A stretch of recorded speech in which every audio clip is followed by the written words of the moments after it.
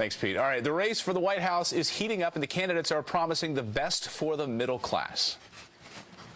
I will not raise taxes on the middle class. The middle class has to catch up to where they were before the Great Recession. I'm cutting taxes very substantially for business and for the middle class.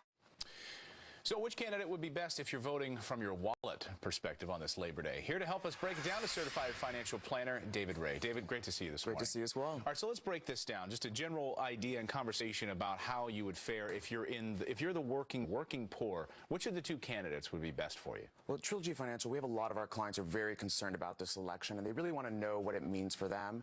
If you're the working poor, Trump's probably going to cut your taxes, but we're talking maybe $100 or $200 a month if you're working poor. If you're a little higher income, it might be $1,000 a year.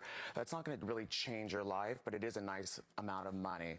Whereas Clinton is probably going to do more things. Your taxes will probably be very similar to what they are now under Obama, which is good or bad, depending on what you think there. But then when you look at things like childcare and Social Security, the numbers get a little bit closer.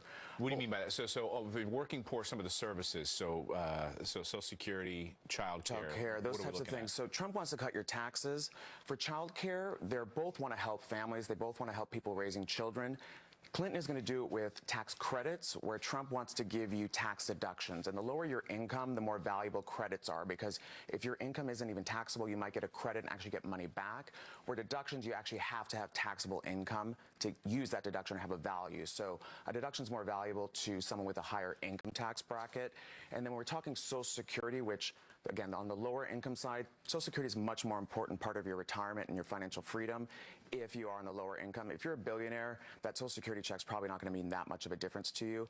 Trump's vowed to expand Social Security, or at least, at the very least, keep it as is. He's a little vague at this point in time. Right. Republicans actually criticizing him. Yeah. Hardline it's Republicans not as criticizing Trump because Trump, doesn't want to touch Social Security. What would that mean? And would that break down beyond the working poor, so middle class would be affected by this? A couple things to think about on Social Security, and this is a big concern for a lot of people. So Trump said he's not going to really cut it or pull it back, which a lot of Republicans do want to see cuts on that. So if he keeps it as is, we do have some trouble coming for Social Security in the next 20 or 30 years when it starts to not bring in enough money.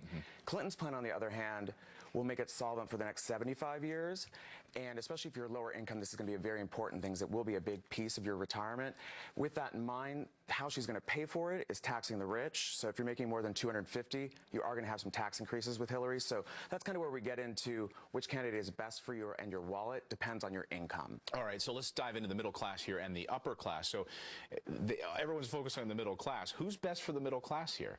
It really depends on your situation. I think it's not necessarily who's best, and I think we want to prepare our clients for either candidate. We don't know who's going to win the election, but we do know someone's going to be the new president, and there will be changes. And I want our clients and my clients and your viewers as well to be prepared for any changes and take the most proactive approach. So if they're going after like $100,000, like say the American dream out there, they want $100,000 as their goal for income. Which candidate would be best on $100,000? So as you go up the income scale, the tax savings under Trump get bigger. The tax savings under Trump would be roughly $3,000, give or take, if you're making $100,000, depending on some of your other factors. Clinton would probably be basically the same as you're now. It might go up a few dollars, it might go down a few dollars, but basically you're going to pay the same taxes as you're paying now. But when you take into account, again, some child care tax credits and Social Security, $1,000 or $2,000 a year, that's a few $100s a month. It will help your finances, but it's not really going to change your life. And if we look at what it might do to your retirement and counting Social Security, it's probably going to be pretty close to a wash. But I think Trump does have the advantage there. Interesting.